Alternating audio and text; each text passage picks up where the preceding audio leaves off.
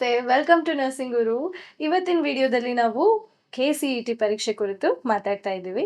ನನ್ನ ಹೆಸರು ಸ್ವರ್ಣಶ್ರೀ, ನನ್ನ ಜೊತೆ ಇದ್ದಾರೆ ಸುರೇಶ್ ಕುಮಾರ್. Welcome sir. ಎಲ್ಲರಿಗೂ ಸೊ ಇವತ್ತಿನ ವಿಡಿಯೋದಲ್ಲಿ ನಾವು ಯಾವ ವಿಷಯದ ಬಗ್ಗೆ ಮಾತಾಡ್ತಾ ಇದ್ದೀವಿ ಅಂತ ನಾನು ಆಲ್ರೆಡಿ ಹೇಳಿದ್ದೀನಿ. KCET ಪರೀಕ್ಷೆ ಯಾರೆಲ್ಲ 2025ರಲ್ಲಿ PUC ಮುಗಿಸಿದ್ದೀರಾ, ವೃತ್ತಿಪರ ಕೋರ್ಸ್ಗಳಿಗೆ ಜಾಯ್ನ್ ಆಗಬೇಕು ಅಂತ ಯೋಚನೆ ಮಾಡ್ತಾ ಇದ್ದೀರಾ, ಅವ್ರಿಗೆ ಅಂತಾನೆ ಡಿಸೈನ್ ಮಾಡಿರೋ ಒಂದು ಪರೀಕ್ಷೆ ಇದು KCET.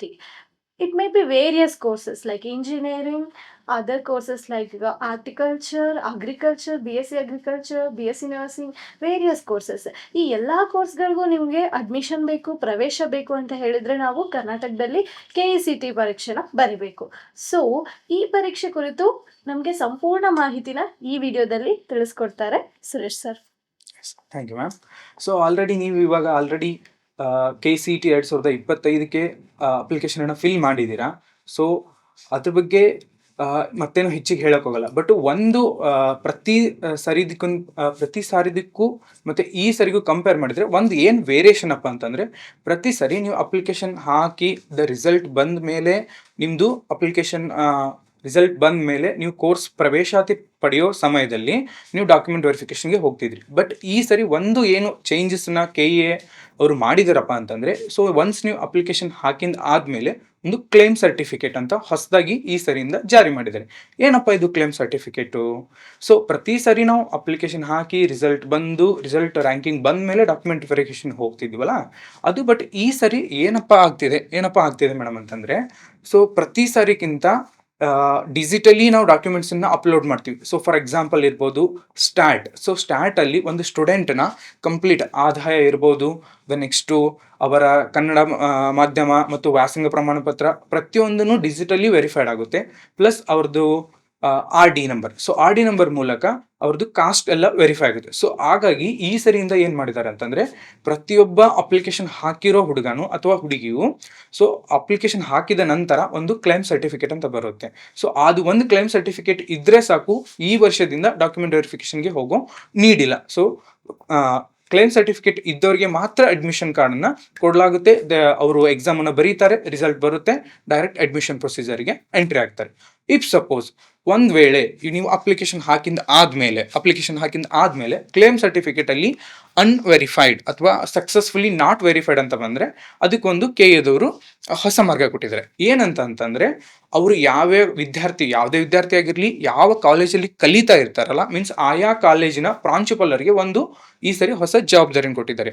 ಇವರು ಅಪ್ಲಿಕೇಶನ್ ಹಾಕಿಂದ ಆದಮೇಲೆ ಅದು ಕ್ಲೇಮ್ ಸರ್ಟಿಫಿಕೇಟನ್ನು ತಗೊಂಡು ಎಲ್ಲ ಮೂಲ ದಾಖಲಾತಿಗಳೊಂದಿಗೆ ಒಂದ್ಸರಿ ಅವ್ರ ಪ್ರಿನ್ಸಿಪಲ್ಗೆ ಮೀಟ್ ಆಗಬೇಕು. ಆ ಪ್ರಿನ್ಸಿಪಲ್ಲು ಅಥವಾ KEದಿಂದ ನೇಮಿಸಿರುವ ಒಬ್ಬ ವ್ಯಕ್ತಿ ಇರ್ತಾರೆ. ಅವರು ಪ್ರತಿಯೊಂದು ಡಾಕ್ಯುಮೆಂಟನ್ನು ವೆರಿಫೈಡ್ ಮಾಡಿ ಒನ್ಸ್ ಎಲ್ಲ ಡಾಕ್ಯುಮೆಂಟ್ ಮೂಲ ದಾಖಲಾತಿಗಳು ಚೆನ್ನಾಗಿ ಇದಾವ ಅಂತಂದರೆ ಅದನ್ನು ಪೋರ್ಟಲ್ಗೆ ಅಪ್ಡೇಟ್ ಮಾಡ್ತಾರೆ. ಸೊ ಆವಾಗ application plus verification claim certificate clear ಆಗುತ್ತೆ. ಸೊ ಇದು ಒಂದು ಪ್ರತಿಯೊಬ್ಬ ವಿದ್ಯಾರ್ಥಿಯು ಈ ಸನಿಗೆ ತಿಳ್ಕೊಬೇಕಾಗಿರೋ ಹೊಸ matter. Thank you so much sir. ಇದೊಂದು ವಿಶೇಷ ಮಾಹಿತಿ. ಆ್ಯಕ್ಚುಲಿ ಈ ವರ್ಷ ಏನು ಮಾಡ್ತಿದ್ದಾರೆ ಅಂತ ಹೇಳಿ ಸುರೇಶ್ ಸರ್ ತಿಳಿಸ್ಕೊಟ್ರು. ಈಗ ನಾವು ಪರೀಕ್ಷೆ ಕುರಿತು ಸಂಪೂರ್ಣ ಮಾಹಿತಿನ ತಿಳ್ಕೊಳ್ಳೋಣ. ಸರ್, ಯೂಶ್ವಲಿ ನಾವೆಲ್ಲರೂ CET ಬರ್ದಿನೇ ವೃತ್ತಿಪರ ಕೋರ್ಸ್ಗಳಿಗೆ ಬಂದಿರೋದು. ಸೊ ಇವಾಗ ಎಲ್ಲಾ ಕೋರ್ಸ್ಗೂ CET ಮ್ಯಾಂಡೇಟರಿ ಮಾಡಿದ್ದಾರೆ ಅಲ್ವಾ? So how it will B the examination, pattern of examination ನ ಎಕ್ಸ್ಪ್ಲೈನ್ ಮಾಡಿ. Okay ma'am. ಸೊ ಇದು ವೆರಿ ವೆಲ್. ಇವಾಗ ಆಲ್ರೆಡಿ ಅಪ್ಲಿಕೇಶನ್ ಹಾಕಿ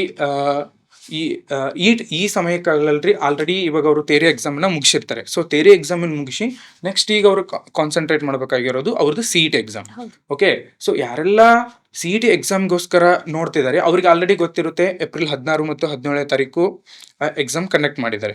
ಮತ್ತು ಒಂದು ಹೊಸದು ಏನು ಅಂತಂತಂದರೆ, ಹೊರನಾಡು ಮತ್ತು ಗಡಿನಾಡು, ಅಂದರೆ ಹೊರನಾಡು ಅಂತಂದರೆ ಔಟ್ ಆಫ್ ಕರ್ನಾಟಕ ಇರ್ಬೋದು, ಮತ್ತು ಬಾರ್ಡರ್ ಪ್ಲೇಸಸ್ ಅಲ್ಲಿ ಇರ್ಬೋದಲ್ಲ, ಆ ವಿದ್ಯಾರ್ಥಿಗಳಿಗೋಸ್ಕರ ಕಡ್ಡಾಯ ಒಂದು ಕನ್ನಡ ಪರೀಕ್ಷೆನ ಮಾಡಿದ್ದಾರೆ. ಅದು 18ನೇ ತಾರೀಕು ಬೆಳಿಗ್ಗೆ 10:30ರಿಂದ 11:50 ಇರುತ್ತೆ. ಅದು ಈ 2 ಸಬ್ಜೆಕ್ಟು ಅಥವಾ 4 ಸಬ್ಜೆಕ್ಟು ಏನು ಬರೀತಾರಲ್ಲ ಆ ಥರ ಪ್ರತಿಯೊಂದು ಸೆಂಟ್ರಲ್ಲೂ ಇರಲ್ಲ. ಅದು ಪರ್ಟಿಕ್ಯುಲರ್ ಆಗಿ ಬೆಂಗಳೂರು, ಬೆಳಗಾವಿ, ಮಂಗಳೂರು ಈ ಥರನಾದ ಒಂದು 3ರಿಂದ 4 ಸೆಂಟ್ರಲ್ಲಿ ಮಾತ್ರ ಇದೆ. ಆಲ್ ಓವರ್ ಕರ್ನಾಟಕ ಓನ್ಲಿ 4 ಸೆಂಟ್ರಲ್ಲಿ ಇದೆ. ಬಟ್ ಅದು ಬಿಟ್ಟು ಇನ್ನೆರಡು ಎಕ್ಸಾಮ್. ಸೊ ಯಾವ್ದಾಗಿರ್ಬೋದು, ನಮ್ದು ಬೇಸಿಕ್ ಇರೋ ಭೌತಶಾಸ್ತ್ರ ಮೀನ್ಸ್ ಫಿಸಿಕ್ಸ್ ಆಗಿರ್ಬೋದು, ಕೆಮಿಸ್ಟ್ರಿ ಆಗಿರ್ಬೋದು, ಬಯಾಲಜಿ ಮತ್ತು ಮ್ಯಾಥಮೆಟಿಕ್ಸ್, ಆ 2 ಎಕ್ಸಾಮನ್ನು 16ನೇ ತಾರೀಕು ಮತ್ತು 17ನೇ ತಾರೀಕು. ಸೊ 16ನೇ ತಾರೀಕು 2 ಎಕ್ಸಾಮ್, ಫಿಸಿಕ್ಸ್ ಮತ್ತು ಕೆಮಿಸ್ಟ್ರಿ. ಸೊ ಅದ್ರ ಟೈಮಿಂಗ್ಸ್ ಬಂದುಬಿಟ್ಟು ಫಿಸಿಕ್ಸ್ ಬಂದುಬಿಟ್ಟು ಮಾರ್ನಿಂಗು 10:30ರಿಂದ 11:50. ಓಕೆ, ಸೇಮ್ ಅದೇ ಥರ. ಆಫ್ಟರ್ನೂನ್ ಸೆಷನ್, ಒನ್ನೇ ಡೇ ಆಫ್ಟರ್ನೂನ್ ಸೆಷನ್ ಬಂದುಬಿಟ್ಟು 2:30ರಿಂದ 3:50. ಸೊ ಯಾಕೆ 1 ಅವರ್ 20 ಮಿನಿಟ್ಸ್ ಅಂತ ಬಂದರೆ, ಈ 20 ಮಿನಿಟ್ಸು ಎಕ್ಸ್ಟ್ರಾ ಬಂದುಬಿಟ್ಟು OMR ಶೀಟ್ ಫಿಲ್ ಮಾಡೋಕ್ಕೆ, ಪ್ಲಸ್ ಮತ್ತು ಇವಾಗ ಇನ್ವಿಜುಲೇಷನ್ಸ್ ಇರುತ್ತಲ್ಲ, ಮೀನ್ಸ್ ಯಾರು ಆ ಕೊಠಡಿಯ ಮೇಲ್ಚಾರಕರು ಅವರು ಪ್ರತಿಯೊಬ್ಬರು ಯಾರು ಬಂದಿದ್ದಾರೆ ಬಂದಿಲ್ಲ ಹಾಜರಿ ಅಂತ ಕರಿತೀವಲ್ಲ ನಾವು, ಅದ್ರ ಸೈನಿಗೋಸ್ಕರ ಈ 20 ಮಿನಿಟ್ ಎಕ್ಸ್ಟ್ರಾ ಇರುತ್ತೆ. ಅದು ಬಿಟ್ಟು 60 ಕ್ವಶನ್ಸ್ ಇರುತ್ತವೆ ಮತ್ತು 60 ಮಿನಿಟ್ ಇರುತ್ತೆ. ಪ್ರತಿಯೊಂದು ಕ್ವಶನ್ಗೆ 1 ನಿಮಿಷ ಕರೆಕ್ಟಾಗಿ ಓದಿ ಆನ್ಸರ್ನ ಫಿಲ್ ಮಾಡಬೇಕು. ಹೌದು. ಓಕೆ ಸರ್, ನಾವಿವಾಗ ಟೈಮಿಂಗ್ ಬಗ್ಗೆ ತಿಳ್ಕೊಂಡ್ವಿ. ನೀವಿವಾಗ ಹೇಳ್ಬೋದಾ ಹೇಗಿರುತ್ತೆ ಎಕ್ಸಾಮ್, ಹೇಗೆ ವಿದ್ಯಾರ್ಥಿಗಳು ಪ್ರಿಪ್ರೇಷನ್ ಅನ್ನು ನಡೆಸ್ತಿದಾರಲ್ವಾ, ಯಾವ ವಿಷಯಗಳನ್ನ ಕುರಿತು ಪ್ರಿಪ್ರೇಷನ್ ಮಾಡಬೇಕು, ಮತ್ತೆ ಎಕ್ಸಾಮ್ ಪ್ಯಾಟ್ರನ್ ಹೇಗಿದೆ, ಕ್ವೆಶನ್ ಪೇಪರ್ ಪ್ಯಾಟ್ರನ್ ಹೇಗಿದೆ? ಸೊ ಈಗ ಯಾವುದೇ ನಾವು ವೃತ್ತಿಪರ ಕೋರ್ಸ್ಗಳಿಗೆ ಹೋಗ್ಬೇಕಂತಂದರೆ KCET ಕಂಪಲ್ಸರಿ ಇದೆ. ಸೊ ಇದು ಮೇನ್ ಬಂದುಬಿಟ್ಟು 4 ಸಬ್ಜೆಕ್ಟ್ ಮೇಲೆ ಓರಿಯೆಂಟೇಷನ್ ಆಗಿರುತ್ತೆ. ಸೊ ಫಿಸಿಕ್ಸು, ಕೆಮಿಸ್ಟ್ರಿ, ಮ್ಯಾಥಮೆಟಿಕ್ಸು ಮತ್ತು ಬಯಾಲಜಿ. ಸೊ ಮೊದಲನೇ ದಿನ ಬಂದುಬಿಟ್ಟು ಫಿಸಿಕ್ಸು, ಕೆಮಿಸ್ಟ್ರಿ ಇದೆ. ಸೊ ಪ್ರತಿಯೊಂದು ಎಕ್ಸಾಮು 60 ಕ್ವಶನ್, ಆಲ್ರೆಡಿ ನಾವು ಡಿಸ್ಕಸ್ ಮಾಡಿದಾಗೆ 60 ಕ್ವಶನ್ಸ್ ಇರುತ್ತೆ. ಆ 60 ಕ್ವಶನ್ಸು ಓನ್ಲಿ ದ್ವಿತೀಯ PUC ಇರಲ್ಲ ಮ್ಯಾಮ್. ಸೊ ಫಸ್ಟ್ PUC ಮತ್ತು ಸೆಕೆಂಡ್ PUC ಎರಡೂ ಸಬ್ಜೆಕ್ಟ್ ಕಂಬೈಂಡ್ ಆಗಿ 60 ಕ್ವಶನನ್ನು ಫ್ರೇಮ್ ಮಾಡಲಾಗುತ್ತೆ. ಸೊ ಈ ಥರ ಯಾವ ಥರ ಕ್ವಶನ್ ಫ್ರೇಮ್ ಮಾಡಲಾಗುತ್ತೆ ಅಂತಂದರೆ, ಅವರು ಓಲ್ಡ್ ಇಯರ್ ಕ್ವಶನ್ ಪೇಪರ್ ನೋಡಿದ್ರೆ ಅವರಿಗೂ ರೆಫರೆನ್ಸ್ ಸಿಗುತ್ತೆ. ಮತ್ತು ಎಕ್ಸಾಮಿನೇಷನ್ ಟಿಪ್ಸ್ಗೆ ಏನಪ್ಪ ಹೇಳ್ಬೋದು ಅಂತಂದರೆ, ಇವಾಗ ಥೆರಾಟಿಕಲಿ ನಾವು ಒಂದು ಲೆಂತಿ ಆನ್ಸರ್ನ ಓದ್ತಾ ಹೋಗ್ತೀವಿ. ಸೊ ಇಲ್ಲಿ ಲೆಂತಿ ಪ್ರಿಪ್ರೇಷನ್ ಅನ್ನು ಬೇಕಾಗಲ್ಲ, ಶಾರ್ಟ್. ಏಕೆಂದರೆ ಇದು ಕ್ವಶನ್ಸ್ ಬಂದುಬಿಟ್ಟು ಮಲ್ಟಿಪಲ್ ಚಾಯ್ಸ್ ಇರೋದು. ಸೊ ಅದು ನಮಗೆಲ್ಲರಿಗೂ ಗೊತ್ತಿರೋದೆ, ಆಯಿತಾ. ಸೊ ಆ ರೀಸನ್ಗೋಸ್ಕರ ನಾವು ಲೆಂತಿ ಪ್ರಿಪ್ರೇಷನ್ ಬೇಕಾಗಲ್ಲ, ಇಲ್ಲಿ ಶಾರ್ಟ್ ಕಟ್ಸನ್ನು ಯೂಸ್ ಮಾಡಬೇಕಾಗುತ್ತೆ ಮತ್ತು ಶಾರ್ಟ್ ಟ್ರಿಕ್ಸನ್ನು ಯೂಸ್ ಮಾಡಬೇಕಾಗುತ್ತೆ ಮೇಡಮ್. ಸೊ ಈ ಥರ ಅವರು ಶಾರ್ಟ್ ಕಟ್ಟನ್ನು ಯೂಸ್ ಮಾಡಿಕೊಂಡ್ರೆ ಅವರ ಎಕ್ಸಾಮ್ಗೆ ಹೆಲ್ಪ್ ಆಗುತ್ತೆ, ಆ ಥರನಾಗಿ ಹೇಳ್ಬೋದು. ಹೌದು ಸರ್, ನೀವು ಹೇಳ್ದಾಗಲೇ 60 ಕ್ವಶನ್ಸ್ ಇರುತ್ತೆ. ಈಚ್ ಕ್ವೆಶನ್ 1 ಮಿನಿಟ್ ಅಂತ ಹೇಳಿದ್ರು ಸರ್, ಆಲ್ರೆಡಿ ಹೇಳಿದ್ದಾರೆ 1 ಅವರ್ 20 ಮಿನಿಟ್ಸು. ಇದರಲ್ಲಿ ಕ್ವೆಶನ್ ಪ್ಯಾಟರ್ನ್ ಹೇಗಿರುತ್ತೆ ಅಂತ ಹೇಳಿದ್ರೆ, ನೀವು ಮಲ್ಟಿಪಲ್ ಚಾಯ್ಸ್ ಕ್ವೆಶನ್ ನಾವು ನಿಮಗೆ ಗೊತ್ತು, ಮಲ್ಟಿಪಲ್ ಚಾಯ್ಸ್ ಕ್ವೆಶನ್ ಅಂದರೆ 1 ಕ್ವೆಶನ್ ಕೊಟ್ಟಿರ್ತಾರೆ ಮತ್ತು 4 ಆಪ್ಷನ್ ಇರುತ್ತೆ. ಇದ್ರ ಜೊತೆಗೆ ಸರ್, ನೀವು ಹೇಳ್ದಾಗೆ first year PUC plus second year PUC combination ಅಲ್ಲಿ ನಾವು ಓದಿದಾಗ CET ಎಕ್ಸಾಮಿನೇಷನ್ಗೆ ಈಸಿಯಾಗಿ ಪ್ರಿಪ್ರೇಷನ್ ಮಾಡಬಹುದು. ಇನ್ನೊಂದು ವಿಷಯ ಏನಂತ ಹೇಳಿದ್ರೆ ಸರ್, ಅದರಲ್ಲಿ ನಾವು ಏನು ಓದಿರ್ತೀವಿ ಫಸ್ಟ್ ಇಯರ್ ಸೆಕೆಂಡ್ ಇಯರ್, ಅದನ್ನೇ ಸ್ವಲ್ಪ ಅಪ್ಲೈಡ್ ಲೆವೆಲಲ್ಲಿ, ಓಕೆ, ಅಪ್ಲೈಡ್ ಲೆವೆಲಲ್ಲಿ ಓದಿದಾಗ ನಾವು ಬ್ರೀಫ್ ಆಗಿ ಈಚ್ ಅಂಡ್ ಎವ್ರಿಥಿಂಗ್ನ ಸ್ಟಡಿ ಮಾಡೋ ಅಗತ್ಯ ಇರಲ್ಲ.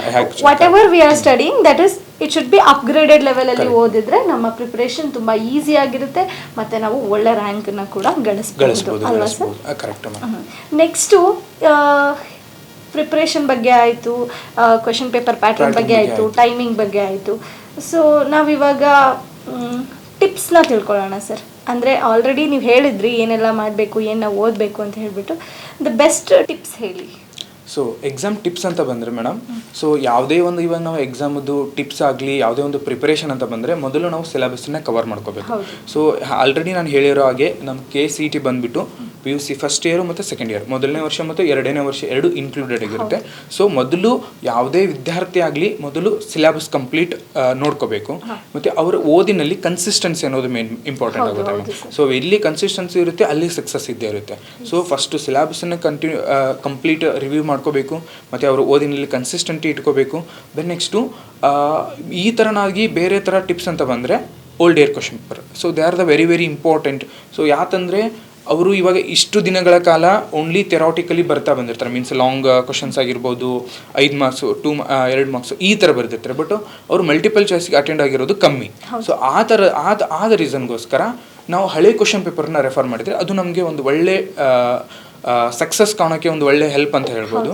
ಸೊ ಈ ಥರನಾಗಿ ಮಾಕ್ ಟೆಸ್ಟ್ಗಳನ್ನ ಕಂಡಕ್ಟ್ ಮಾಡ್ತಾರೆ ಮೇಡಮ್. ಈ ಥರ ಈಗ ಮೊದಲನೇದಾಗಿ ಎಕ್ಸಾಮ್ ಬರೀತಿರ್ತಾರಲ್ಲ, ಈ ಥರನಾಗಿ ಇವ್ರಿಗೆ ಹೆಲ್ಪ್ ಆಗಲಿ ಅಂತ ಬಂದುಬಿಟ್ಟು ಬೇರೆ ಬೇರೆದಲ್ಲೆಲ್ಲ ಮಾಕ್ ಟೆಸ್ಟ್ ಅಂತಂದರೆ, ಇವಾಗ ಸೇಮ್ ನಾವು ಏನು ಮೇನ್ ಎಕ್ಸಾಮ್ ಬರೀತಿಲ್ಲ ಅದರ ನಕಲು ಅಂತ ಕರಿತೀವಿ.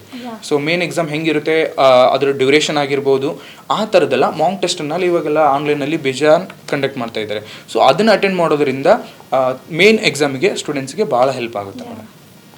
Course sir, this is one of the best tip sir ಏನು ಹೇಳಿದ್ರು, ಮಾಕ್ ಟೆಸ್ಟು. ಬಿಕಾಸ್ ಸ್ಟೂಡೆಂಟ್ಸ್ ನಾವು ಏನೇ ತಯಾರಿ ನಡೆಸಿದ್ರೂ ನಮಗೆ ಕನ್ಸಿಸ್ಟೆನ್ಸಿ ಅನ್ನೋದು ತುಂಬ ಇಂಪಾರ್ಟೆಂಟು. ನಮಗೆ ಸಿಲೆಬಸ್ ಗೊತ್ತಿರಬೇಕು. ಫಸ್ಟ್ ಆ್ಯಂಡ್ ಫಾರ್ಮೋಸ್ಟ್ ಸಿಲೆಬಸ್ ಚೆನ್ನಾಗಿ ತಿಳ್ಕೊಂಡಿದ್ರೆ ನಾವು ಅಫ್ಕೋರ್ಸ್ ನಾವು ಒಂದು ಪಾತಲ್ಲಿ ಇದ್ದೀವಿ ಅಂತ ಹೇಳಿದ್ರೆ ಅರ್ಧ ದಾರಿಲಿ ಬಂದು ನಿಂತಂಗೆ. Next consistency is very important. ಯಾವಾಗಲೂ ಕನ್ಸಿಸ್ಟೆನ್ಸಿ ಇದ್ದರೆ ನಾವು ಗುರಿಗೆ ಬೇಗ ಹತ್ರ ಆಗ್ತೀವಿ ಆ್ಯಂಡ್ ಒಳ್ಳೆ ರ್ಯಾಂಕ್ನ ಸೆಕ್ಯೂರ್ ಮಾಡೋದಕ್ಕೆ ಇದೊಂದು very good tip. The last and very important tip ಬಂದುಬಿಟ್ಟು ಸರ್ ಹೇಳಿದಾಗೆ ಪ್ರೀವಿಯಸ್ ಇಯರ್ ಕ್ವೆಶನ್ ಪೇಪರ್ಸ್ನ ಫಾಲೋ ಮಾಡೋದು. ಆಮೇಲೆ ಮಾಕ್ ಟೆಸ್ಟ್ ನೀವು ಯಾವುದೇ ಇನ್ಸ್ಟಿಟ್ಯೂಷನ್ ಪ್ರೊವೈಡ್ ಮಾಡಿದ್ರೂ ದ ಓಲ್ಡ್ ಇಯರ್ ಕ್ವೆಶನ್ ಪೇಪರ್ನ ನೋಡಿ ಅನಾಲಿಸಿಸ್ ಮಾಡಿ ಇರೋವಂತಹ ಮಾಕ್ ಟೆಸ್ಟ್ನ ತಗೊಳ್ಳೋದ್ರಿಂದ ತುಂಬ ಯೂಸ್ಫುಲ್. ನಿಮಗೇನೆ ಗೊತ್ತಾಗುತ್ತೆ ಬಿಕಾಸ್ ಲಾಸ್ಟ್ ಇಯರ್ ಹೇಗೆ ಕೇಳಿದ್ರು, next what is the next expectations ಅನ್ನೋದನ್ನ ನಾವು ಈಸಿಲಿ ಪ್ರಿಡಿಕ್ಟ್ ಮಾಡ್ಬೋದು. This are all the things are very important to focus on your examination. So I think hope this tips are very helpful to for preparation of your examination ಅಂತ ಅನ್ಕೋತೀನಿ. ಮತ್ತೆ ಏನಾದರೂ ಹೇಳಕ್ಕೆ ಇಷ್ಟಪಡ್ತೀರಾ sir regarding C T examination? So regarding C T examination ಅಂತ ಬಂದರೆ ma'am, ಇನ್ನೊಂದು point ನಾನು ಏನು ಆ್ಯಡ್ ಮಾಡೋಕ್ಕೆ ಇಷ್ಟಪಡ್ತೀನಿ ಅಂತಂದರೆ ಟೈಮ್ ಮ್ಯಾನೇಜ್ಮೆಂಟ್. ಸೊ ಯಾಕಂತಂದರೆ ಇಷ್ಟು ದಿನ ಅವರು ಥಿಯರಾಟಿಕಲ್ ಎಕ್ಸಾಮ್ ಬರೆದಿರೋದು 3 hours ಇರುತ್ತೆ, ಅದು 80 marksಗೆ 3 hours ಇರುತ್ತೆ. ನೆಕ್ಸ್ಟು ಅಲ್ಲಿ ಆ ಟೈಮ್ ಮ್ಯಾನೇಜ್ಮೆಂಟನ್ನು ಅವ್ರು ಆಲ್ರೆಡಿ ಕಾಲೇಜಲ್ಲಿ ಇವಾಗ ಪೂರ್ವ ಪರೀಕ್ಷೆಗಳಂತ ಮಾಡ್ತಾರೆ, ಸೀರೀಸ್ ಅಂತ ಮಾಡ್ತಾರೆ, ಸೊ ಅದರೆಲ್ಲ ಮಾಡಿರ್ತಾರೆ. ಬಟ್ ಈ ಥರ ಮಲ್ಟಿಪಲ್ ಚಾಯ್ಸ್ ಕ್ವಶನ್ನು ಅಂತ ಬಂದರೆ ಅವ್ರು ಎಲ್ಲಿಯೂ ಅದಕ್ಕೆ ಫೋಕಸ್ ಆಗಿರಲ್ಲ. ಸೊ ಇವಾಗ ಅವ್ರು ಫೋಕಸ್ ಆಗಬೇಕಂತಂದರೆ ಒಂದೇ ಒಂದು ವೇ ಇರೋದು ಮಾಕ್ ಟೆಸ್ಟು. ಸೊ ಅವ್ರನ್ನ ಕಂಟಿನ್ಯೂಸ್ ಆಗಿ ಒನ್ಸ್ ಅವರು ಸಿಲೆಬಸ್ ಏನೇನು ಇರುತ್ತಲ್ಲ ಅದೆಲ್ಲ ಕಂಪ್ಲೀಟ್ ಆದಮೇಲೆ ಅವ್ರು ಕಂಟಿನ್ಯೂಸ್ ಆಗಿ ಮಾಕ್ ಟೆಸ್ಟ್ ಅಟೆಂಡ್ ಮಾಡ್ತಾ ಹೋದರೆ ಟೈಮ್ ಮ್ಯಾನೇಜ್ಮೆಂಟ್ ಹೆಲ್ಪ್ ಆಗುತ್ತೆ. ಯಾಕಂದರೆ ಈಗ ಸಡನ್ನಾಗಿ ಯಾರಿಗೇ ಆಗಲಿ ಒಂದು ಸಿಚುವೇಷನಲ್ಲಿ ತೊಗೊಂಡೋಗ್ಬಿಟ್ಟು ಇಷ್ಟು ಕ್ವಶನಲ್ಲಿ ನೀನು ಇದು ಮಾಡಪ್ಪ ಅಂತಂದ್ರೆ ಆಗಲ್ಲ. ಅವರಿಗೆ ಇಷ್ಟು ದಿನ ಬರೆಯೋ ರೂಢಿ ಇರುತ್ತೆ, ಓದ್ಬಿಟ್ಟು ಅದನ್ನ ಆನ್ಸರ್ ಮಾಡೋ ಟೈಮಲ್ಲಿ ಇರಲ್ಲ. ಸೊ ಹಂಗಾಗ್ಬಿಟ್ಟು ಇಂಟೆಲೆಕ್ಚುಲಿ ಅದಕ್ಕೆ ನಾವು ಕ್ರಿಟಿಕಲ್ ಥಿಂಕಿಂಗ್ ಅಂತಲೂ ಕರಿತೀವಲ್ಲ, ಸೊ ಅದು ಅವ್ರಿಗೆ ಡೆವಲಪ್ ಆಗಬೇಕಂತಂದರೆ ಅವರು ಮಾಕ್ ಟೆಸ್ಟ್ನ ಅಟೆಂಡ್ ಮಾಡೋದ್ರಿಂದ ಅದು ನನಗೆ ಭಾಳ ಒಳ್ಳೆಯದು. ಸೊ ಅವರು ಮಾಕ್ ಟೆಸ್ಟ್ನ ಎಷ್ಟು ಆದಷ್ಟು ಮಾಕ್ ಟೆಸ್ಟ್ನ ಅಟೆಂಡ್ ಮಾಡ್ತಾರೆ ಅಷ್ಟು ಎಕ್ಸಾಮ್ಗೋಸ್ಕರ ಅವ್ರಿಗೆ ಟೈಮ್ ಮ್ಯಾನೇಜ್ಮೆಂಟ್ ಹೆಲ್ಪ್ ಆಗುತ್ತೆ. ಅದು ಒಂದು. ನೆಕ್ಸ್ಟ್ ಕನ್ಸಿಸ್ಟೆನ್ಸಿ, ಆಲ್ರೆಡಿ ನಾವು ಹೇಳಿದಾಗೆ ಕನ್ಸಿಸ್ಟೆನ್ಸಿ ಇರಲಿ, ದ ಕ್ಲಾರಿಟಿ ಇರಲಿ, ತಾವು ಏನು ಆನ್ಸರ್ ಮಾಡಕ್ಕೆ ಹೋಗ್ತಿರ್ತಾರಲ್ಲ ಅದರಲ್ಲಿ ಕ್ಲಾರಿಟಿ ಇರಲಿ. ಮತ್ತು ಇನ್ನೊಂದು ವಿಷಯ ನಾನು ಡಿಸ್ಕಸ್ ಮಾಡಬೇಕು ಅಂತ ಅಂದ್ಕೊಂಡೆ, ಈ OMR ಶೀಟ್ನ ಫಿಲ್ ಮಾಡ್ತಾ ಇರ್ತೀರಲ್ವಾ ಸ್ಟೂಡೆಂಟ್ಸ್ ನೀವು, ಅದರಲ್ಲಿ ಮೇನ್ ಆಗಿ ಫೋಕಸ್ ಮಾಡ್ಬೇಕಂತ ಹೇಳಿದ್ರೆ ಆಲ್ರೆಡಿ ಅಲ್ಲಿ ಇನ್ಸ್ಟ್ರಕ್ಟ್ ಮಾಡಿರ್ತಾರೆ. ಓನ್ಲಿ ಒನ್ ಕ್ವೆಶನ್ಗೆ ಓನ್ಲಿ ಒನ್ ಆಪ್ಷನ್ನ ನಾವು ಚೂಸ್ ಮಾಡಿರಬೇಕು. ಫಸ್ಟ್ ನೀವು ಫೋಕಸ್ ಮಾಡಿ ಈ ಕ್ವೆಶನ್ಗೆ ಕರೆಕ್ಟ್ ಆನ್ಸರ್ ನೀವು ಕೊಡ್ತಿದ್ದೀರಾ ಅಂತ ಹೇಳ್ಬಿಟ್ಟು ಫಸ್ಟ್ ನೀವು ಇದನ್ನ ಅನ್ಕೋತೀರಾ, ಎ ಅನ್ಕೋತೀರಾ, then after the students will confuse with the B. Okay, then they will do that. ಏನ್ ಮಾಡ್ತಾರೆ ಅಂತ ಹೇಳಿದ್ರೆ ಡಬಲ್ ಮಾರ್ಕ್ ಮಾಡ್ತಾರೆ. ಅವಾಗ ಏನಾಗುತ್ತೆ ಹೇಳಿ ಸರ್? ಅದು ಡಬಲ್ ಮಾರ್ಕಿಂಗ್ ಆದರೆ ಮ್ಯಾಮ್ ಅದು ಯಾವುದಕ್ಕೂ ಆನ್ಸರ್ ಕನ್ಸಿಡರ್ ಆಗಲ್ಲ. ಇಫ್ ಸಪೋಸ್ ಇವಾಗ ಏನಪ್ಪ ಅಂತಂದರೆ ಅವರು ಇವಾಗ ಯಾವುದೋ ಒಂದು ಫಸ್ಟಿಗೆ ಒಂದು ಆನ್ಸರ್ ಮಾಡಿರ್ತಾರೆ, ಅದಾದಮೇಲೆ ಡೌಟ್ ಬಂದು ಇನ್ನೊಂದು ಯಾವುದಕ್ಕೋ ಮಾರ್ಕ್ ಅಂತ ಮಾಡಲಿ ಅಥವಾ ಫಿಲ್ ಅಂತ ಮಾಡಿದರೆ ಅದು ಅವ್ರ ಆನ್ಸರ್ ಮೊದಲನೇ ಆನ್ಸರ್ ಕರೆಕ್ಟ್ ಆಗಿದ್ರು ಅದು ನಕಲು ಅಂತ ನಾವು ಕನ್ಸಿಡರ್ ಮಾಡ್ತೀವಿ. ಯಾಕಂದರೆ ಇವಾಗ ಒಂದು ಕ್ವಶನ್ಗೆ ಒಂದೇ ಆನ್ಸರ್ ಇರೋಕ್ಕೆ ಸಾಧ್ಯ. ಸೊ ಇಫ್ ಸಪೋಸ್ ಅವರು ಎರಡನೇದು ಎಷ್ಟು ಪಾಯಿಂಟ್ ಆದರೂ ಟಚ್ ಮಾಡಿದ್ರು ಅದು ಆನ್ಸರ್ ಅಂತ ಕನ್ಸಿಡರ್ ಆಗಲ್ಲ. ಸೊ ಅದಕ್ಕೆ 0 ಮಾರ್ಕ್ ಅಂತ ಕನ್ಸಿಡರ್ ಆಗುತ್ತೆ. So be careful while doing the answering. So ನಾನು ಹೇಳೋದೇನಂತ ಹೇಳಿದ್ರೆ ಆ ಮಿಸ್ಟೇಕ್ನ ಮಾಡಬೇಡಿ, ಅಥವಾ ಕಾಟ್ ಮಾಡಿ ಇನ್ನೊಂದು ಆಪ್ಷನ್ನ ಮಾಡೋದು, ಈ ಥರದೊಂದು ಚಿಕ್ಕ ಸಿಲ್ಲಿ ಮಿಸ್ಟೇಕ್ ಏನು ಮಾಡುತ್ತೆ ಅಂತ ಹೇಳಿದ್ರೆ ನಿಮ್ಮ ರ್ಯಾಂಕ್ನ ಡೌನ್ ಮಾಡುತ್ತೆ. ಸೊ ಈ ಸಿಲ್ಲಿ ಮಿಸ್ಟೇಕ್ಸ್ನ ಮಾಡದೆ ನಿಮ್ಮ ಪ್ರಯತ್ನ ಎಷ್ಟು ನಿಮ್ಮ ಪ್ರಯತ್ನ ಇರುತ್ತೋ ಅದೇ ರೀತಿ ಈ ಸಿಲ್ಲಿ ಮಿಸ್ಟೇಕ್ಸ್ನ ಮಾಡದೇ ಇರೋ ರೀತಿ ನೋಡಿಕೊಂಡು ನೀವು ಪರೀಕ್ಷೆಗೆ ಹೋಗೋದು ಒಳ್ಳೆಯದು ಅಂತ ನಾನು ಹೇಳ್ತೀನಿ. ನೆಕ್ಸ್ಟು ನಾವು ಯಾವುದ್ರ ಬಗ್ಗೆ ಡಿಸ್ಕಸ್ ಮಾಡೋಣ ಅಂದರೆ ಸರ್, ಇವಾಗ ಬೇರೆ ಕಡೆ ಇರ್ತಾರೆ, they have to go for a different examination centres. So ಅದ್ರ ಬಗ್ಗೆ ಹೇಳಿ ಸರ್. ಸೊ ಇವಾಗ ಡಿಫ್ರೆಂಟ್ ಎಕ್ಸಾಮಿನೇಷನ್ ಸೆಂಟರ್ಸ್ ಅಂತಂದರೆ ಮೇನ್ ನಮ್ಗೆ ಗೊತ್ತಿರೋ ಪ್ರಕಾರ ಈ ಎಕ್ಸಾಮ್ಸ್ಗಳು ಡಿಸ್ಟ್ರಿಕ್ಟ್ ಲೆವೆಲಲ್ಲಿ ಕಂಡಕ್ಟ್ ಆಗುತ್ತೆ ಮ್ಯಾಮ್. ಇಫ್ ಸಪೋಸ್ ತಾಲೂಕಾ ಲೆವೆಲಲ್ಲಿಯೂ ರೇರು ಮ್ಯಾಮ್ ಕಂಡಕ್ಟ್ ಆಗೋದು, ಎಲ್ಲ ಆಯಾ ಜಿಲ್ಲೆಗಳಲ್ಲಿ ಡಿಸ್ಟ್ರಿಕ್ಟ್ ಲೆವೆಲ್ ಕಂಡಕ್ಟ್ ಆಗುತ್ತೆ. ಮತ್ತು ನಮ್ಮ ವಿದ್ಯಾರ್ಥಿಗಳು ಬಂದುಬಿಟ್ಟು ಎಸ್ಪೆಷಲಿ ರೂರಲ್ ಏರಿಯಾಸ್, ಗ್ರಾಮೀಣ ಭಾಗದಿಂದ ಬರೋರಿಗೆ ಮಾರ್ನಿಂಗು ಅಲ್ಲಿ ಹೋಗಿಬಿಟ್ಟು ಎಕ್ಸಾಮ್ ಅಟೆಂಡ್ ಮಾಡಲಿಕ್ಕೆ ಕಷ್ಟ ಆಗ್ಬೋದು. ಸೊ ಇವಾಗ ಅವ್ರದ್ದು ಎಕ್ಸಾಮಿನೇಷನ್ ಸೆಂಟರ್ ಎನಿವೇ ನಮ್ಮದು ಹಾಲ್ ಟಿಕೆಟ್ ಮೀನ್ಸ್ ಪ್ರವೇಶ ಪತ್ರ ಅಂತೀವಲ್ಲ, ಸೊ ಅದನ್ನು ಬೇಗನೆ ರಿಲೀಸ್ ಮಾಡಿರ್ತಾರೆ. ಸೊ ಅವರು ಮೇನು ಅದನ್ನು ನೋಡಿಕೊಂಡು ಅವ್ರ ಊರಿಂದ ಎಷ್ಟು ಡಿಸ್ಟೆನ್ಸ್ ಆಗುತ್ತೆ, ಪ್ಲಸ್ ಎಸ್ಪೆಷಲಿ ಬಸ್ಸಸ್. ಸೊ ನಿಮಗೆ ಗೊತ್ತಿರೋ ಹಾಗೆ ಇವಾಗ ಕರ್ನಾಟಕದಲ್ಲಿ ಬಸ್ ಯಾವ ಥರ ರಶ್ ಇದೆ ಅಂತ ನಿಮಗೆ ಗೊತ್ತು. ಸೊ ಆ ಥರನಾಗಿ ಬಸ್ಗಳು ಅವೈಲಬಿಲಿಟಿನ ನೋಡಿಕೊಂಡು ಮತ್ತು ಟೈಮ್ ಮ್ಯಾನೇಜ್ ಆಗುತ್ತೋ ಇಲ್ಲ ಅಂತ ನೋಡಿಕೊಂಡು ಅದನ್ನು ನೋಡಿ ಅವರು ಪ್ರಿಯರ್ ಆಗಿ ಯೋಚನೆ ಮಾಡಿದರೆ ಅದಕ್ಕೆ ಒಳ್ಳೆಯದು. ಯಾಕಂದರೆ ಅವತ್ತಿನ ದಿನ ಹೋಗಿ ಹರಿಬರಿಯಾಗಿ ಅಲ್ಲಿ ಹೋಗಿ ಅವ್ರಿಗೆ ಟೆನ್ಷನ್, ಅದು ಯಾವುದೋ ಒಂದು ಟೆನ್ಷನ್ ಹೋಗಿ ಎಕ್ಸಾಮ್ ಮೇಲೆ ಎಫೆಕ್ಟ್ ಆಗೋದು ಬೇಡ. ಸೊ ಆದ ರೀತಿಯಿಂದ ಯಾವಾಗ ಅವ್ರದ್ದು ಹಾಲ್ ಟಿಕೆಟ್ ಬರುತ್ತೆ ಒನ್ಸ್ ಅವ್ರು ಕರೆಕ್ಟಾಗಿ ಬಸ್ಸಸ್ ಅವೈಲೇಬಲ್ ಇದೆನಾ ಮತ್ತು ಪ್ಲೇಸಸ್ ಅವೈಲೇಬಲ್ ಇದೆನಾ. ಸೊ ಒನ್ಸ್ ನಾನು ಹೇಳೋ ಪ್ರಕಾರ ಏನಂತಂದರೆ, ಇಫ್ ಸಪೋಸ್ ಅವ್ರಿಗೆ ಸೆಂಟರ್ ನಿಯರ್ ಇತ್ತಂದರೆ ಹಿಂದಿನ ದಿನ ಹೋಗಿ ಒನ್ ಡೇ ಸೆಂಟರ್ ನೋಡ್ಕೊಂಡು ಬಂದರೂ ತಪ್ಪಿಲ್ಲ ಅಂತಲೇ ಹೇಳ್ಬೋದು. ಅದು ಅಷ್ಟು ಅದನ್ನ ನೋಡ್ಕೊಂಡ್ಬಿಟ್ಟು ಮಾಡಿದರೆ ಒಳ್ಳೇದಾಗುತ್ತೆ ಅಂತ. ಅದು ಹಿಂದಿನ ದಿನ ಅಲೋ ಇರುತ್ತೋ ಎಲ್ಲೋ ಗೊತ್ತಿಲ್ಲ. ಇಲ್ಲ ಮ್ಯಾಮ್, ಅಂದರೆ ಒಳಗಡೆ ಇವಾಗ ಯಾವುದೋ ಒಂದು ಕಾಲೇಜ್ ಬಂದಿದೆ ಅಂದ್ಕೊಳ್ಳಿ, ಒಳಗಡೆ ಗೇಟ್ ಒಳಗಡೆ ಅಲೋ ಇರಲ್ಲ ಮ್ಯಾಮ್, ಬಟ್ ಕಾಲೇಜ್ ಗೇಟಿನವರೆಗೂ ನಾವು ಹೋಗ್ಬೋದಲ್ಲ. ಸೊ ಅಲ್ಲಿ ಹೋಗಿ ನೋಡ್ಕೊಂಡು ಬಂದರೆ ನಮಗೆ ಪ್ಲೇಸ್ ಗೊತ್ತಾದ್ರೆ ಸಾಕು. ಒಳಗಡೆ ಎನಿವೇ ನೆಕ್ಸ್ಟ್ ಡೇಗೆ ಅಲ್ಲಿ ಇದ್ದೇ ಇರ್ತಾರೆ ಯಾರಾದರೂ, ಅವ್ರು ಹೆಲ್ಪ್ ಮಾಡ್ತಾರೆ. ಬಟ್ ನಾವು ಸೆಂಟರ್ ಎಲ್ಲಿದೆ ಅಂತ ನೋಡ್ಕೊಂಡು ಬಂದು, ಇವಾಗ ಯಾಕಂದರೆ ಗ್ರಾಮೀಣ ಪ್ರದೇಶದವರಿಗೆ ಜಿಲ್ಲಾ ಪ್ರದೇಶ ಅಂದರೆ ಒಂಥರ ಹೊಸದೇ. ಸೊ ಅಲ್ಲಿ ಹೋಗಿ ಅವರಿಗೆ ಆ ದಿನದ ಕಷ್ಟ ಆಗ್ಬಿಡುತ್ತೆ. ಸೊ ನಿಯರ್ ಇತ್ತಂದರೆ ಹಿಂದಿನ ದಿನ ಹೋಗಿ ಬಂದ್ಕೊಂಡ್ರೆ ಏನೂ ಪ್ರಾಬ್ಲಮ್ ಇರಲ್ಲ ಅಂತ ನನ್ನ ಅಭಿಪ್ರಾಯ. ಹೌದು ಸರ್, ನೀವು ಅಬ್ಸಲ್ಯೂಟ್ಲಿ ರೈಟ್. ನೀವು ಯಾವುದೇ ರೀತಿ ತೊಂದರೆ ಇಲ್ಲದೆ ಒಂದಿನ ಮುಂಚೆನೇ ಪ್ಲ್ಯಾನ್ ಮಾಡಿಕೊಂಡು ಎಕ್ಸಾಮಿನೇಷನ್ ಸೆಂಟರ್ನ ರೀಚ್ ಆಗೋದು ಆದಷ್ಟು ಬೇಗ ಅಂತ ಹೇಳಿದ್ರೆ, should not be in the hurry burry ನಾವು ಏನೇ ಮಾಡೋಕ್ಕೋದ್ರೂ ಅದು ಪಾಸಿಬಲ್ ಇಲ್ಲ. ಸೊ ಬೆಳಗ್ಗೆ ಎಕ್ಸಾಮಿನೇಷನ್ ಸ್ಕೆಡ್ಯೂಲ್ ಆಗಿರೋ ಟೈಮ್ಗಿಂತ ಮುಂಚೆ ಅರ್ಧ ಅಥವಾ 1 ಗಂಟೆ ಪ್ರಿಯರ್ ಆಗಿ ನಾವು ಎಕ್ಸಾಮ್ ಹಾಲ್ ಹತ್ರ ಇರೋದು ತುಂಬ ಉಪಯುಕ್ತ ಅಂತ ಸರ್ ಹೇಳ್ತಿದ್ದಾರೆ. ಸೊ ಈ ಎಕ್ಸಾಮಿನೇಷನ್ ಹೇಗಿದೆ ಇದೆಲ್ಲ ತಿಳ್ಕೊಂಡ್ವಿ ಸರ್. ಇವಾಗ ಎಕ್ಸಾಮಿನೇಷನ್ ಡೇ ಬಗ್ಗೆ ಮಾತಾಡೋಣ ಸರ್. ಅಂತ ಹೇಳಿದ್ರೆ ಎಕ್ಸಾಮಿನೇಷನ್ ಫಸ್ಟ್ ಯಾವ್ದಿರುತ್ತೆ, ಯಾವ ಸಬ್ಜೆಕ್ಟು ಅದನ್ನ ಹೇಳಿ ಸರ್. ಸೊ ನಿಮಗೆ ಆಲ್ರೆಡಿ ಇವಾಗ ನಮಗೆಲ್ಲ ತಿಳಿದಿರೋ ಹಾಗೆ 4 ಸಬ್ಜೆಕ್ಟ್ ಬರೀತಿದ್ವಿ ಮೇಡಮ್ ನಾವು, ಫಿಸಿಕ್ಸು, ಕೆಮಿಸ್ಟ್ರಿ, ಮ್ಯಾಥಮೆಟಿಕ್ಸ್ ಮತ್ತು ಬಯಾಲಜಿ. ಸೊ ನಮಗೆ ಡೇಟು ಆಲ್ರೆಡಿ ಗೊತ್ತಿದೆ, 16 ಮತ್ತು 17ನೇ ತಾರೀಕು ಅಂದ್ಬಿಟ್ಟು. 16ನೇ ತಾರೀಕು 2 ಎಕ್ಸಾಮು, ಫಿಸಿಕ್ಸು ಮತ್ತು ಕೆಮಿಸ್ಟ್ರಿ. ಸೊ ಫಿಸಿಕ್ಸ್ ಬಂದುಬಿಟ್ಟು ಮತ್ತು ಎಕ್ಸಾಮ್ಸು 2 ಸೆಷನಲ್ಲಿ ಕಂಡಕ್ಟ್ ಆಗುತ್ತೆ. ಮಾರ್ನಿಂಗ್ ಸೆಷನ್ ಒಂದಿರುತ್ತೆ ಮತ್ತು ಆಫ್ಟರ್ನೂನ್ ಸೆಷನ್ ಒಂದಿರುತ್ತೆ. ಸೊ ಮಾರ್ನಿಂಗ್ ಸೆಷನ್ ಬಂದುಬಿಟ್ಟು ಫಿಸಿಕ್ಸ್ ಇದೆ ಫಸ್ಟ್ ಡೇ, 16ನೇ ತಾರೀಕು ಫಸ್ಟ್ ಡೇ ಫಿಸಿಕ್ಸು ಬೆಳಗ್ಗೆ 10:30 11:50. ಸೊ ಆಲ್ರೆಡಿ ನಾವು ಹೇಳಿರೋ ಹಾಗೆ ಒಂದು ಎಕ್ಸಾಮ್ ಬಂದುಬಿಟ್ಟು 1 hour 20 minutes ಇದೆ. ಸೊ ಮಾರ್ನಿಂಗ್ ಸೆಷನ್ 10:30 11:50 ಫಿಸಿಕ್ಸ್ ಇರುತ್ತೆ. ಅದಾದಮೇಲೆ ಆಫ್ಟರ್ನೂನ್ ಸೆಷನ್ನು 2:30 3:50. ಓಕೆ, 2:30 3:50 ಕರಿತೀವಲ್ಲ. ಸೊ ಅದು ಕೆಮಿಸ್ಟ್ರಿ ಇರುತ್ತೆ. ಇದು ಫಸ್ಟ್ ಡೇದು ಶೆಡ್ಯೂಲ್. ಸೆಕೆಂಡ್ ಡೇ ಅಂತ ಬಂದರೆ, ಸೆಕೆಂಡ್ ಡೇದಲ್ಲಿ ಮಾರ್ನಿಂಗ್ ಸೆಷನ್ ಬಂದುಬಿಟ್ಟು ಮ್ಯಾಥಮೆಟಿಕ್ಸ್ ಇರುತ್ತೆ ma'am, 10:30 again same timing. Second ಡೇನು ಸೇಮ್ ಟೈಮಿಂಗ್ ಇರುತ್ತೆ, 10:30 11:50 ಮ್ಯಾಥಮೆಟಿಕ್ಸ್ ಇದ್ದರೆ, ಆಫ್ಟರ್ನೂನ್ ಸೆಷನ್ನು 2:30 3:50 ಬಯಾಲಜಿ. ಎರಡು ಸೆಷನಲ್ಲೂ ಸೇಮ್ ಟೈಮಿಂಗ್ಸ್ ಇರುತ್ತೆ, 2 ದಿನ ಇರುತ್ತೆ, ಬಟ್ ಡಿಫರೆಂಟ್ ಸಬ್ಜೆಕ್ಟ್ಸ್. ಫಸ್ಟ್ ನಾವು ಫಿಸಿಕ್ಸ್ ಮತ್ತೆ ಕೆಮಿಸ್ಟ್ರಿನ ಬರಿತೀವಿ, ನೆಕ್ಸ್ಟ್ ಬಯಾಲಜಿ ಮತ್ತೆ ಮ್ಯಾಥಮೆಟಿಕ್ಸ್ ಮತ್ತು ಬಯಾಲಜಿ ಬರೀತೀವಿ. ಸೊ ಇದು ಬಿಟ್ಟು ನಾನು ಆಲ್ರೆಡಿ ಹೇಳಿದಾಗೆ ಹೊರನಾಡು means out of Karnataka peoples ಏನಾದರೂ ಇದ್ರೆ ಅಥವಾ ಗಡಿನಾಡು ಪ್ರದೇಶದಲ್ಲಿದ್ದರೆ ಅವರಿಗೋಸ್ಕರ ಕಡ್ಡಾಯ ಕನ್ನಡ ಪರೀಕ್ಷೆ ಇರುತ್ತೆ. ಆ ಕಡ್ಡಾಯ ಕನ್ನಡ ಪರೀಕ್ಷೆ ಬಂದ್ಬಿಟ್ಟು 18ನೇ ತಾರೀಕು ಮೀನ್ಸ್ ನೆಕ್ಸ್ಟ್ ಡೇ ಆದಮೇಲೆ ಅದೇನು ಸೇಮ್ ಅಗೇನ್ 40 ಕ್ವಶನ್ಸು 10:30 11:30 11:50 ಇರುತ್ತೆ. ಕಡ್ಡಾಯ ಕನ್ನಡ ಬಂದ್ಬಿಟ್ಟು ಏನಪ್ಪ ಅಂದರೆ ಬೇಸಿಕ್, ಅಂದರೆ ಅವರು ನೋಟಿಫಿಕೇಶನಲ್ಲಿ ಕೊಟ್ಟಂಗೆ 4ನೇ ತರಗತಿಗೆ ನಾವು ಕನ್ನಡ ಏನು ಕಲಿತೀವಲ್ಲ ಕರ್ನಾಟಕದಲ್ಲಿ ಅದನ್ನಷ್ಟು ಬೇರೆ ರಾಜ್ಯದವ್ರು ತಿಳ್ಕೊಂಡ್ರೆ ಸಾಕು. 4ನೇ 4th ಸ್ಟ್ಯಾಂಡರ್ಡಿಗೆ ಏನು ನಾವು ಕನ್ನಡ ಇಲ್ಲಿ ಇದೆ ನಮ್ಮಲ್ಲಿ ಅದನ್ನ ಅವರು ಎಕ್ಸಾಮ್ ಕಂಡಕ್ಟ್ ಮಾಡ್ಕೊಂಡ್ರೆ 4th ಸ್ಟ್ಯಾಂಡರ್ಡ್ ಸಿಲೆಬಸ್ ಏನಿದೆ ಕನ್ನಡ ಅದನ್ನ ನಾವು ಅಲ್ಲಿ ಕಲ್ತ್ರೆ ಬರೆದ್ರೆ ಸಾಕು ಅಷ್ಟೇ.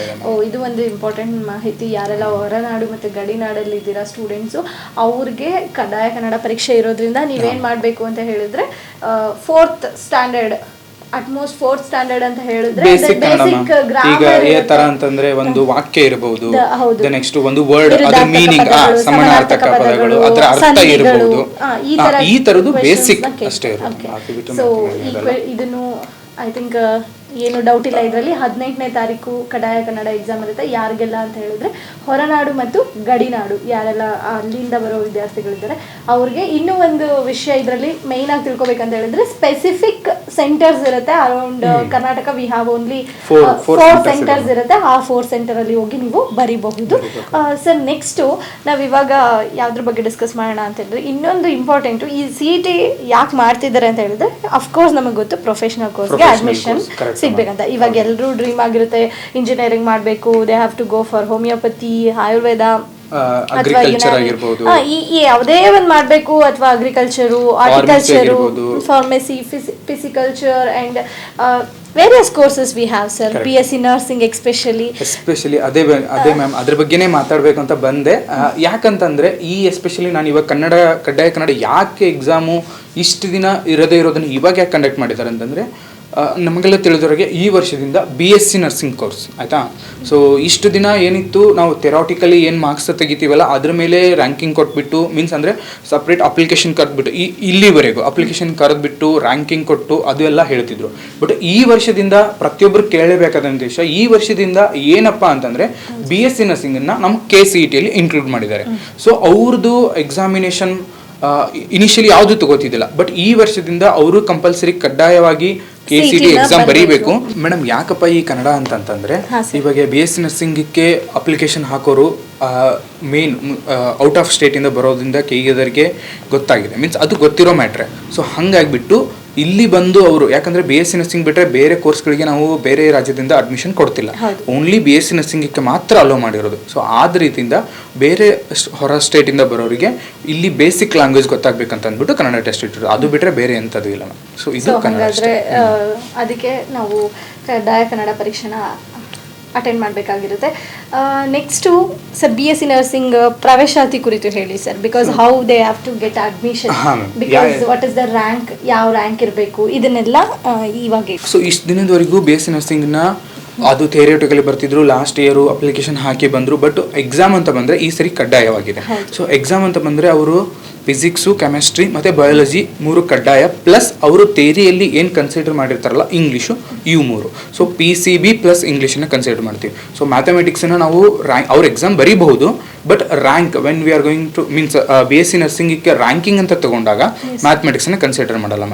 ಅದೇ ಥರನಾಗಿ ಇಂಜಿನಿಯರಿಂಗು ಮತ್ತು ಬೇರೆ ಇಂಜಿನಿಯರಿಂಗ್ ಕೋರ್ಸ್ ಅಂತ ಬಂದರೆ, ಟೆಕ್ನಿಕಲ್ ಕೋರ್ಸ್ ಅಂತ ಬಂದರೆ ಅವರು ಫಿಸಿಕ್ಸು, ಕೆಮಿಸ್ಟ್ರಿ, ಮ್ಯಾಥಮೆಟಿಕ್ಸ್ ತಗೋತಾರೆ, ಬಯಾಲಜಿ ತೊಗೊಳಲ್ಲ.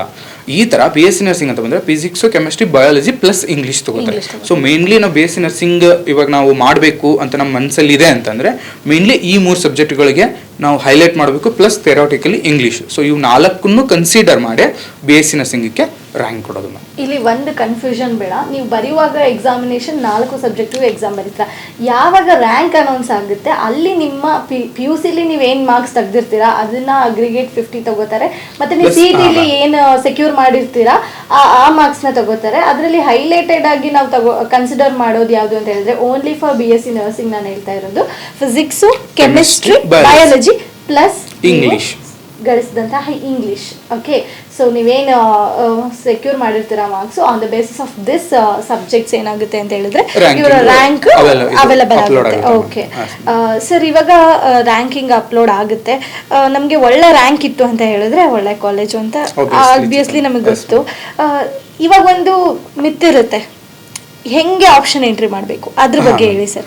ಬಿಕಾಸ್ ಎಷ್ಟೇ ಒಳ್ಳೆ ಮಾರ್ಕ್ಸ್ ಇದ್ರು students they don't know how to do the option entry, they will lose their opportunities. So ಯಾವ ತರನಾಗಿ ಅಂತಂದ್ರೆ ಇವಾಗ ಒನ್ಸ್ ಎಕ್ಸಾಮ್ ಬರೀತಾರೆ, ಎಲ್ಲ ರಿಸಲ್ಟ್ ಅನೌನ್ಸ್ ಆಗುತ್ತೆ, ರ್ಯಾಂಕಿಂಗ್ ಬರುತ್ತೆ ಮ್ಯಾಮ್. ರ್ಯಾಂಕಿಂಗ್ ಬಂದ್ಮೇಲೆ ಪ್ರತಿ ವರ್ಷ ವೆರಿಫಿಕೇಶನ್ ಇರ್ತಿತ್ತು, ಬಟ್ ಈ ಸರಿ ನಾವು ಆಲ್ರೆಡಿ ಇವಾಗಲೇ ಡಿಸ್ಕಸ್ ಮಾಡಿದ ಹಾಗೆ ಕ್ಲೇಮ್ ಸರ್ಟಿಫಿಕೇಟ್ ಅಂತ ಬಂದು ಆಲ್ರೆಡಿ ಆನ್ಲೈನ್ ವೆರಿಫಿಕೇಶನ್ ಆಗಿರುತ್ತೆ. ಸೊ ವೆರಿಫಿಕೇಶನ್ ಸ್ಲಿಪ್ಪು ಇರುತ್ತೆ ನಮಗೆ. ಒನ್ಸ್ ಇವಾಗ ರಿಸಲ್ಟ್ ಅನೌನ್ಸ್ ಆಗಿ ರ್ಯಾಂಕ್ ಲಿಸ್ಟ್ ಬಿಟ್ಟ ಮೇಲೆ ಆಪ್ಷನ್ ಎಂಟ್ರಿ ಅಂತ KEದವ್ರದ್ದು ಓಪನ್ ಮಾಡ್ತಾರೆ. ಸೊ ಆಪ್ಷನ್ ಎಂಟ್ರಿ ಅಂತ ಬಂದ್ರೆ ಅವರು ಯಾವ ಕಾಲೇಜಿಗೆ ಪ್ರವೇಶಾತಿ ತಗೋಬೇಕು, ಮತ್ತೆ ಆಪ್ಷನ್ ಎಂಟ್ರಿ ಮಾಡುವಾಗ ಒಂದು ಮೇನ್ ಏನಂತಂದ್ರೆ KE ಮೂಲಕ ಸೀಟ್ ಮ್ಯಾಟ್ರಿಕ್ಸ್ ಅಂತ ಬಿಡ್ತಾರೆ ಮ್ಯಾಮ್.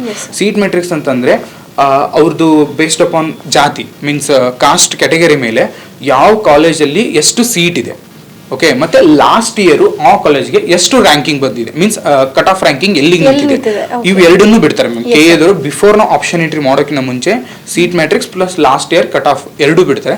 ಸೊ ಅದನ್ನ ನೋಡ್ಕೊಂಡ್ಬಿಟ್ಟು ಅವರಿಗೆ ನಿಯರ್ ಆಗಿರ್ಬೋದು ಅಥವಾ ಒಬ್ಬೊಬ್ಬ ವಿದ್ಯಾರ್ಥಿ ಯಾವ ತರ ಇರ್ತಾರೆ ಅಂದ್ರೆ ದೂರ ಆದ್ರೂ ಪರವಾಗಿಲ್ಲಪ್ಪ ನಂಗೆ ಚಲೋ ಕಾಲೇಜ್ ಬೇಕು, ಒಬ್ಬೊಬ್ಬ ವಿದ್ಯಾರ್ಥಿ ಯಾವ ತರ ಇರ್ತಾರೆ ಅಂದ್ರೆ ನಿಯರ್ ನಮ್ ಕಾಲೇಜ್ ಬೇಕು, ಆ ತರ ಇರೋರು ಅವ್ರಿಗೆ ಹೆಲ್ಪ್ ಆಗೋ ತರ ಲಾಸ್ಟ್ ಇಯರ್ನ ಸೀಟ್ ಮ್ಯಾಟ್ರಿಕ್ಸ್ ನೋಡಿಕೊಂಡು ಅವರ ರ್ಯಾಂಕಿಂಗ್ ಅನುಕೂಲವಾಗಿ ಆಪ್ಷನ್ ಪ್ರಿಯಾರಿಟಿ ವೈಸ್ ಬರುತ್ತೆ ಮ್ಯಾಮ್. ಇವಾಗ ನೀವು ಫಸ್ಟ್ ಒಂದು ಕಾಲೇಜ್ ಕೊಟ್ಟರೆ ಫಸ್ಟ್ ಅದು ಕನ್ಸಿಡರ್ ಆಗುತ್ತೆ. ನಿಮಗೆ ನಿಮ್ಮ ರ್ಯಾಂಕಿಂಗಿಗೆ ನಿಮ್ಮ ಕಾಸ್ಟಿಗೆ ಅಲ್ಲಿ ಸೀಟ್ ಇಲ್ಲ ಅಂತಂದ್ರೆ it will be go to next. So ಈ ತರ ಪ್ರಿಯಾರಿಟಿ ವೈಸು ನಾವು ಎಷ್ಟು ಬೇಕಾದಷ್ಟು n number of option entry ಮಾಡ್ಕೋಬಹುದು ma'am. So this is all about option entry sir ಹೇಳ್ದಂಗೆ. ಸೊ ಈ ಆಪ್ಷನ್ ಎಂಟ್ರಿ ಮಾಡುವಾಗ ಯಾವ ವಿದ್ಯಾರ್ಥಿಗಳು ದುಡ್ಕೋದು ಬೇಡ, ಬಿಕಾಸ್ ಯಾಕೆಂತ ಹೇಳಿದ್ರೆ ನೀವು ಒಳ್ಳೆ ಕಷ್ಟಪಟ್ಟು ಓದಿರ್ತೀರಾ, ಒಳ್ಳೆ ಮಾರ್ಕ್ಸ್ನ ತಗೊಂಡಿರ್ತೀರಾ, ರ್ಯಾಂಕು ಕೂಡ ಬಂದಿರುತ್ತೆ, ನಿಮಗೆ ಆಪ್ಷನ್ ಎಂಟ್ರಿ ಮಾಡೋ ನಾಲೆಡ್ಜ್ ಇಲ್ಲ ಅಂತ ಹೇಳಿದಾಗ ಏನಾಗುತ್ತೆ, you are getting a different colleges. So ನಿಮ್ಮ ರ್ಯಾಂಕಿಗೆ ಯಾವುದು ಕರೆಕ್ಟ್ ಆಗಿರುತ್ತೋ ಅದನ್ನು ನೋಡಿಕೊಂಡು according to the seat matrix ನೀವು ಆಪ್ಷನ್ ಎಂಟ್ರಿ ಮಾಡೋದು ತುಂಬ ಉಪಯುಕ್ತ ಅಂತ ಹೇಳ್ತೀನಿ. ನೆಕ್ಸ್ಟು ನಾವು already we talk about the mock test ಅಲ್ವಾ ಸರ್? ಮಾಕ್ ಟೆಸ್ಟ್ ಅಂತ ಹೇಳಿದ್ರೆ certain institutions also doing this mock test. So ಇಲ್ಲಿ ಏನಂತ ಹೇಳಿದರೆ ಒಂದು ಸ್ಪೆಷಲ್ ಅನೌನ್ಸ್ಮೆಂಟ್ ಅಂತ ಬಂದ್ಬಿಟ್ಟು ನರ್ಸಿಂಗ್ ಗುರು ಆ್ಯಪಲ್ಲಿ ನಿಮಗೆ ಮಾಕ್ ಟೆಸ್ಟ್ ಅವೈಲೇಬಲ್ ಇದೆ. ಬಿಕಾಸ್ ನೀವು ಒಳ್ಳೆ ತಯಾರಿ ಮಾಡ್ತಿದ್ದೀರಾ ಅಂತ ಹೇಳಿದ್ರೆ ಮಾಕ್ ಟೆಸ್ಟ್ ಕೂಡ ಇಂಪಾರ್ಟೆಂಟ್ ಅಲ್ವಾ? ಸೊ ನೀವೇನು ಮಾಡಿ ಅಂತ ಹೇಳಿದ್ರೆ ನರ್ಸಿಂಗ್ ಗುರು ಆ್ಯಪ್ನ ಡೌನ್ಲೋಡ್ ಮಾಡಿಬಿಟ್ಟು ಅದರಲ್ಲಿ ಆಲ್ರೆಡಿ ಪ್ರೀವಿಯಸ್ ಇಯರ್ ಕ್ವೆಶನ್ ಪೇಪರ್ಸ್ನ ಅನಲೈಸಿಸ್ ಮಾಡಿ on the basis of that we prepared one mock test. Okay, so ನೀವು ಅದನ್ನು ಅಟೆಂಡ್ ಮಾಡೋದ್ರಿಂದ ಒಳ್ಳೆ ಸ್ಕೋರ್ನ ಸೆಕ್ಯೂರ್ ಮಾಡ್ಬೋದು ಅಂತ ಹೇಳ್ತೀನಿ. ಸೊ ನೀವು ಮಾಡಬೇಕಾಗಿರೋದು ಇಷ್ಟೇ, ಆ್ಯಪ್ನ ಡೌನ್ಲೋಡ್ ಮಾಡಿ, ನರ್ಸಿಂಗ್ ಗುರು ಆ್ಯಪ್ನ. ನಿಮ್ಗೇನಾದರೂ ಡೌಟ್ ಇದ್ದರೆ ಈ ವಿಷಯದಲ್ಲಿ ದಯವಿಟ್ಟು ಕೆಳಗಡೆ ಕೊಟ್ಟಿರುವಂತಹ ನಂಬರ್ನ ಕಾಂಟ್ಯಾಕ್ಟ್ ಮಾಡೋದ್ರಿಂದ ನಿಮ್ಮ ಒಂದು ಪ್ರಾಬ್ಲಮ್ಸ್ಗೆ ಮೀನ್ಸ್ ನಿಮ್ಮ ಸ್ಟಡಿ ಕುರಿತು ಏನೇ ಡೌಟ್ ಇದ್ರೂ we can clarify through it. So ಇಷ್ಟು ಮಾಹಿತಿ regarding CET. Thank you so much. Thank you sir. Thank you.